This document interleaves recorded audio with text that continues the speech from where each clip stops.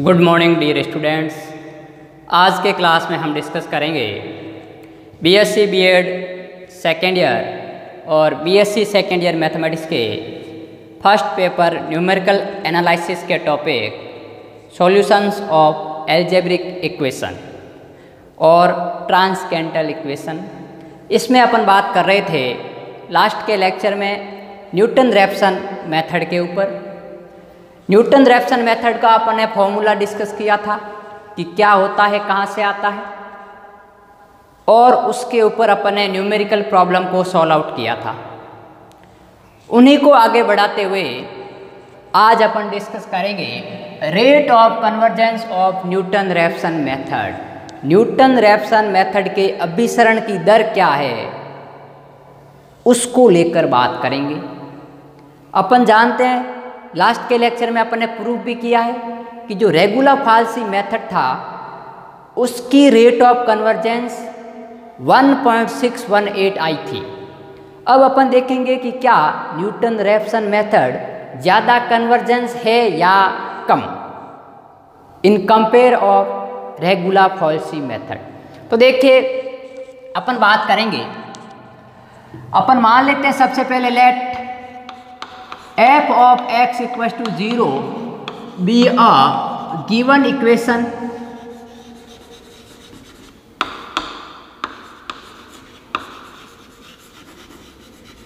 ठीक बात, एंड यहीं लिख लेते हैं and alpha be the exact root of equation. That is, इसका मतलब क्या है कि f ऑफ एल्फा का मान आपके पास में 0 होगा, क्योंकि किसी भी समीकरण का जो मूल होगा उस पर उस इक्वेशन का मान 0 आएगा, ऑब्वियसली बात है। अब यदि f ऑफ एल्फा 0 है तो अपन क्या कह सकते हैं। अब पहले ये बात समझो, मैंने लास्ट लेक्चर में भी समझाई थी कि अभिसरण की दर होती क्या है, रेट ऑफ कन्वर्जेंस। तो मैं जैसे एक nवां रूट निकाल रहा हूं, जो nth रूट मैंने निकाला और जो एग्जैक्ट रूट है उसके बीच में जो डिफरेंस होता है वो एरर कहलाती है। अपन ने रेगुलर फाल्सी मेथड में भी देखा था रेट ऑफ कन्वर्जेंस में। और उसका जो नेक्स्ट टर्म है अर्थात n+1वां पद है उसके और उसके एग्जैक्ट रूट के बीच में जो डिफरेंस है अर्थात उसके बीच में जो एरर है, तो nवां पद में एरर और n+1वें पद में एरर, उन दोनों एरर के मध्य क्या रिलेशन है, वो आपस में किस प्रकार प्रोपोर्शनल है, वही अभिसरण की दर को बताता है। जैसे मान लीजिए n+1वें पद में आपके पास में एरर एप्सिलॉन n+1 है और nवें पद में एरर एप्सिलॉन n है, तो ये इसके किस प्रकार प्रोपोर्शनल है, इसकी क्या पावर है। तो यहां पर जो k होगा वो k आपके पास में कहलाता है रेट ऑफ कन्वर्जेंस। उसमें अपन ने कहा था कि एप्सिलॉन n+1 है वो c इंटू एप्सिलॉन n के बराबर अपन ने लिया था रेगुलर फाल्सी मेथड में, जहां पर k अपन ने कहा था रेट ऑफ कन्वर्जेंस है। तो c कोई प्रोपोर्शनलिटी कांस्टेंट है, ठीक। तो ये आपके पास में n+1वें पद में एरर है और ये nवें पद में एरर, तो इन एरर के मध्य क्या प्रोपोर्शनलिटी है, क्या समानुपाती आपके पास में आ रहा है k का मान, वही आपके पास में रेट ऑफ कन्वर्जेंस कहलाती है। तो उसमें k का मान आपके पास में 1.618 आया था रेगुलर फाल्सी मेथड में। तो इसमें अपन ज्ञात करेंगे कि क्या प्रोपोर्शनलिटी कांस्टेंट आता है, ठीक। अब देखिए एप्सिलॉन n+1 अपन लिख सकते हैं क्लियरली, एप्सिलॉन n+1 है उसका मान होगा xn+1 माइनस एल्फा। एल्फा क्या है, एग्जैक्ट रूट, और ये है n+1वां मूल, और ये उसमें एरर। तो इसको मैं क्या लिख सकता हूं, एक्स एन प्लस वन बराबर alpha plus epsilon N plus one, और इसी प्रकार जो अपसाइलन एन होगा वो एक्स एन माइनस एल्फा होगा, अर्थात जो एक्स एन का मान है वो एल्फा प्लस अपसाइलन एन होगा। ठीक, आप नीचे लैंग्वेज में लिख लेना, वेयर अपसाइलन एन है वो समीकरण का एनवा मूल प्राप्त करते समय उसके अंतर्गत आने वाली त्रुटि है, एरर है। ठीक, तो ये आपके पास में जो अपसाइलन है एन है वो एरर, ठीक, कब आपके पास में error in nth approximate root. ठीक, ये आपके पास में nवा जो मूल है उसमें एरर है, और ये n+1 में मूल में एरर है। ठीक, यहां पर आपके पास में ये वैल्यू है। वी नो दैट, क्या जानते हैं अपन, from formula of Newton Raphson method, NRM Newton Raphson method, X N plus one होता है वो होता है X N minus F of X N upon F dash X N, जहाँ पर आपके पास में एफ डैश एक्स एन है वो नॉट इक्वल टू 0 है। इसको मैं समीकरण 2 दे देता हूँ। इन दोनों का मान मैं यहाँ रखता हूँ क्योंकि मुझे इनके एरर के मध्य रिलेशन लाना है, मुझे इन दोनों के मध्य रिलेशन लाना है। तो यहाँ से मैं एक्स एन प्लस वन और एक्स एन की वैल्यू यहाँ से पुटअप करूँगा। ठीक, तो देखिए वैल्यू पुट कीजिए तो ये आपके पास में आएगा alpha plus epsilon N plus one बराबर alpha plus epsilon N minus F of X N, तो ये हो गया F of alpha plus epsilon N upon F dash alpha plus epsilon N. ठीक बात, ये आ गया। तो एल्फा से एल्फा क्लियरली कैंसिल आउट। ये टर्म मैंने आपको रेगुलर फाल्सी मेथड में अच्छे से समझा रखा है, वहां से आप देख सकते हो। तो यहां से अपना रिलेशन क्या आ गया भाई, अपसाइलन एन प्लस वन बराबर epsilon N minus F dash F of alpha plus epsilon N minus F dash alpha plus epsilon N. अब आप चाहो तो पहले इनका एलसीएम ले लीजिए और फिर इनका एक्सपेंड कीजिए इसको, और नहीं तो पहले भी आप एक्सपांड कर सकते हो। अब इसको एक्सपांड अपन किस तरीके से करेंगे, इसका एक्सपांसन वो मैंने रेगुलर फाल्सी मेथड में बताया था। एक अपन सीरीज की सहायता लेंगे और वो है सीरीज टेलर सीरीज। ठीक, तो टेलर सीरीज से अपन जानते हैं, सिंस बाय टेलर सीरीज क्या होता है भाई टेलर सीरीज से कि F of x plus H की वैल्यू होती है F of x plus H into F dash x plus H square upon 2 factorial F double dash x. ठीक, ये वैल्यू होती है। तो ये मैं इसमें लगाऊंगा तो इसमें एल्फा एक्स की जगह और एच की जगह अपसाइलन एन, तो क्या रिजल्ट आएगा देखिए, epsilon N plus one equals to epsilon N minus F of alpha plus epsilon N. तो क्या वैल्यू आएगा, F of alpha plus epsilon N F dash alpha plus epsilon N square upon 2 factorial F double dash alpha, और ये series चलती जाएगी। और यहाँ पर यदि मैं बात करूँ,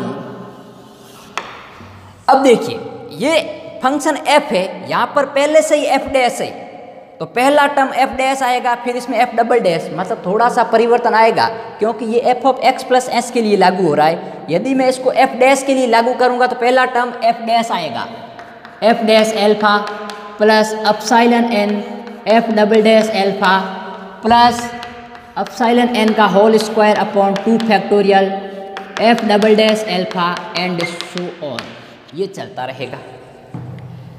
अब मैंने कहा alpha be the exact root of equation, तो एफ ऑफ एल्फा का मान 0, तो ये तो टर्म 0। और अब एप्सिलॉन एन क्या है? एरर है, और एरर बहुत ही स्मॉल होती है। मैंने रेगुलर फाल्सी मेथड में भी बताया था कि आपको एग्जैक्ट रूट, क्योंकि अपन एनवा रूट निकालेंगे तो अपन लगभग मूल के बहुत ही करीब चले जाएंगे, तो इसमें एरर क्या होगी? टेंस टू 0 होगी, बहुत ही कम एरर होगी।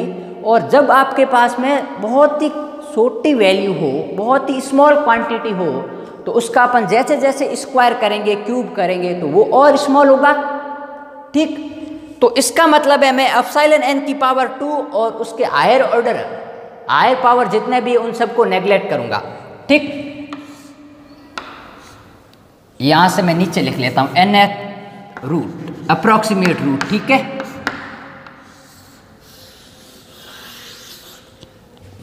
ठीक, तो neglecting epsilon N square and higher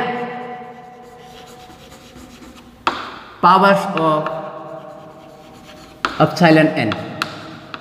ठीक है, तो अपन क्या प्राप्त करेंगे? देखिए, एप्सिलॉन एन प्लस 1 बराबर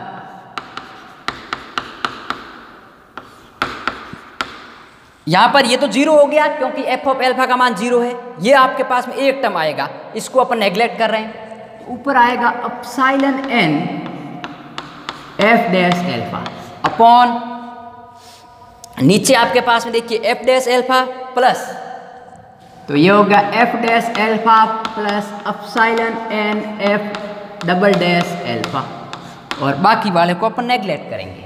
ठीक बात, तो देखिए बात करेंगे अपन आगे एप्सिलॉन ऑफ एन प्लस 1। एक बात और बता देता हूं, कई बुक वाले और जो अपने जेपीएस की बुक चलती है, वो क्या कर रहा है, इसमें भी 2 टर्म ले रहा है और इसमें भी 2 टर्म ले रहा है, इस टर्म को भी साथ में ले रहा है।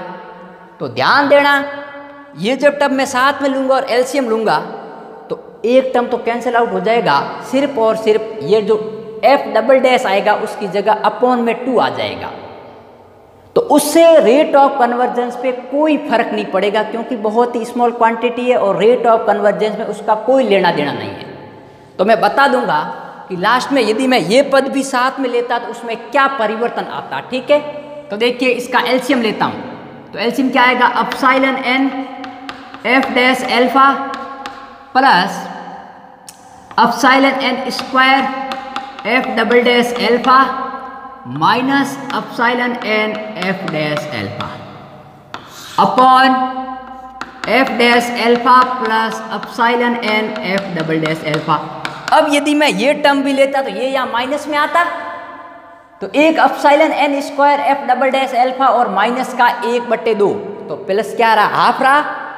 अब वरना ये पूरा रहेगा, तो ये टर्म आप चाहो तो ले सकते हो, कोई दिक्कत नहीं है। ठीक, तो ये टर्म आपस में कैंसिल आउट, तो अपने टर्म क्या बच गया? Epsilon N plus 1 equals to epsilon N square F double dash alpha upon F dash alpha plus epsilon N F double dash alpha.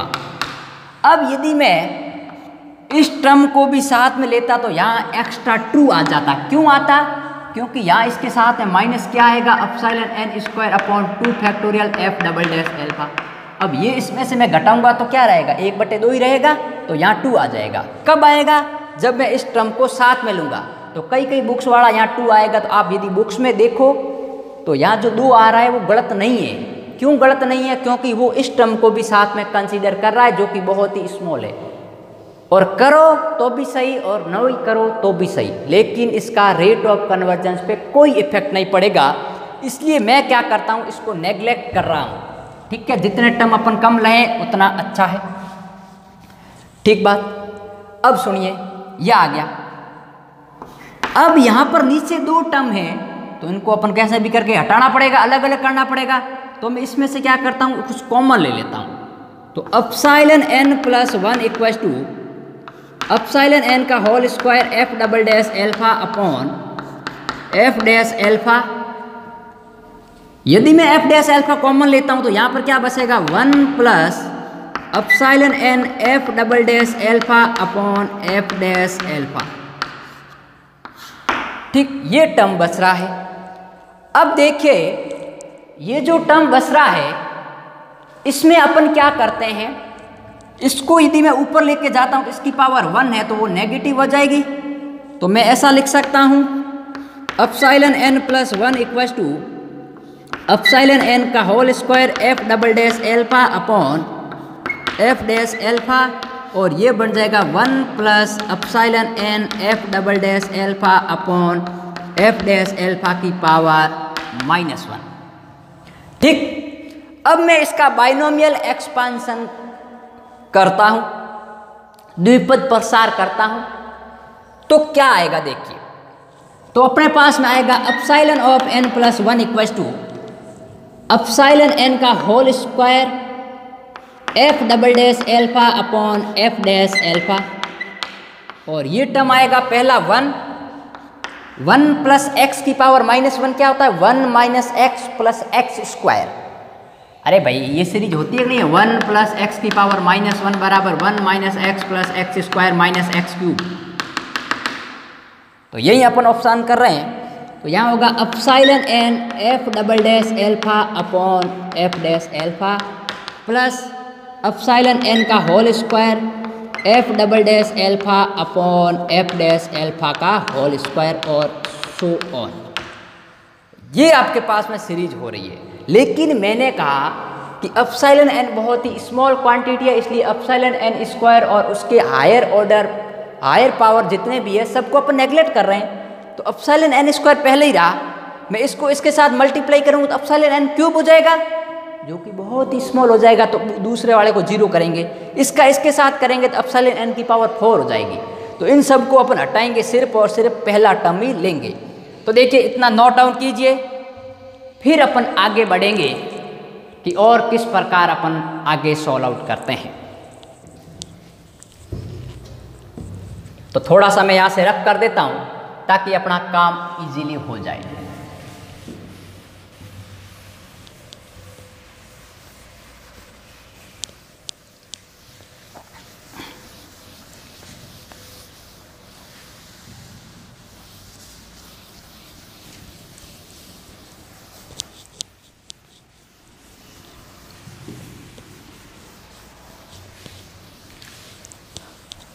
ठीक बात। अब देखिए, तो अपने पास में कुछ रिजल्ट इस प्रकार आ गया कि epsilon N plus 1 equal to epsilon N का whole square F double dash alpha upon F dash alpha. इसका 1 के साथ मल्टीप्लाई हो गया, बाकी वाले टर्म नेग्लेक्ट। ठीक, तो अब मैं F double dash alpha upon F dash alpha, ये तो एक क्या होगी एल्फा रूट है, और उसके अपन डेरिवेटिव करके उसमें वो रूट रखेंगे तो एक न्यूमेरिकल कांस्टेंट आएगा, न्यूमेरिकल वैल्यू आएगी। तो मैं इसको एक कांस्टेंट मान सकता हूँ, इसको अपॉन इसको। अरे भाई एल्फा इसका रूट है, कोई भी समीकरण है उसका मैं डेरिवेटिव निकाल के उस रूट की उसमें वैल्यू रखूंगा तो कोई न्यूमेरिकल वैल्यू ही अपने पास आएगी, कांस्टेंट आएगा। तो कांस्टेंट का कांस्टेंट में भाग देंगे तो भी constant.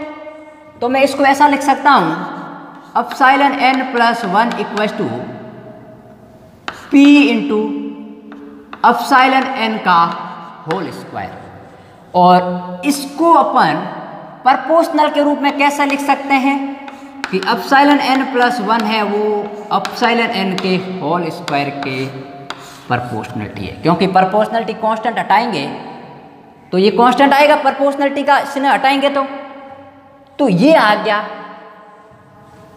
Since if epsilon N plus 1 is proportional to epsilon N की power k, then k be the rate of convergence.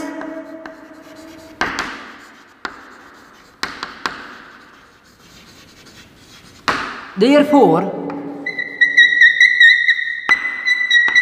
here k बराबर 2, जो कि अपना ये है, इज द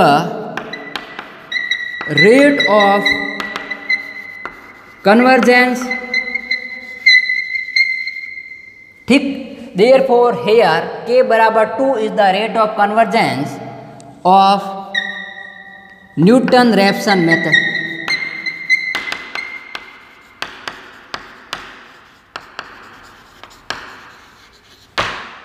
ठीक, अब सुनिए, रेगुलर फाल्सी मेथड में अपने रेट ऑफ कन्वर्जेंस आ रही थी, उसमें अपन ने कहा था कि जो एप्सिलॉन n+1 होता है वो c टाइम्स एप्सिलॉन n की पावर 1.618, अर्थात अपन ने ये कहा था कि एप्सिलॉन n+1 है वो प्रोपोर्शनल टू एप्सिलॉन n की पावर 1.618। तो यहाँ पर k का मान आपके पास में 1.618 था और यहाँ पर अपने k का मान 2 है। तो ये तो किस में है? रेगुलर फाल्सी मेथड में, और यह है न्यूटन रैप्सन मेथड में। तो रेट ऑफ कन्वर्जेंस ज़्यादा किसकी हुई? न्यूटन रैप्सन मेथड की rate of convergence regular falsi method की कंपेयर में ज़्यादा है। अब बात सुनिए, आप कहोगे कि सर ज़्यादा होने का मतलब क्या है?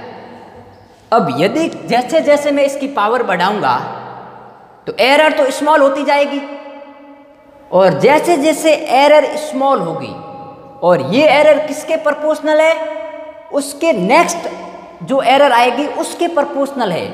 इसका मतलब जैसे जैसे अपन अप्रॉक्सीमेट रूट बढ़ाते हैं एरर कम होती जाती है, और वो एरर रेगुलर फाल्सी की तुलना में न्यूटन रैप्सन में कम होगी। क्यों कम होगी? क्योंकि इसकी पावर यहाँ 2 है, यहाँ 1.618 है। तो यदि स्मॉल क्वांटिटी की अपन पावर जैसे जैसे बढ़ाएंगे वो क्वांटिटी और स्मॉल होती जाएगी। तो अपन कह सकते हैं कि जो न्यूटन रैप्सन मेथड है वो रेगुलर फाल्सी मेथड की तुलना में ज़्यादा कन्वर्जेंस है, क्योंकि इसकी रेट ऑफ कन्वर्जेंस 2 आ रही है और उसकी रेट ऑफ कन्वर्जेंस 1.618 आ रही थी। ठीक, तो आज अपन ने न्यूटन रैप्सन मेथड की रेट ऑफ कन्वर्जेंस को लेकर डिस्कस किया। कल के लेक्चर में न्यूटन रैप्सन मेथड के जो अबीजीय समीकरण है, ट्रांस-कैंडल इक्वेशन है, उनको अपन न्यूटन रैप्सन मेथड की सहायता से किस प्रकार हल करते हैं उनको लेकर बात करेंगे।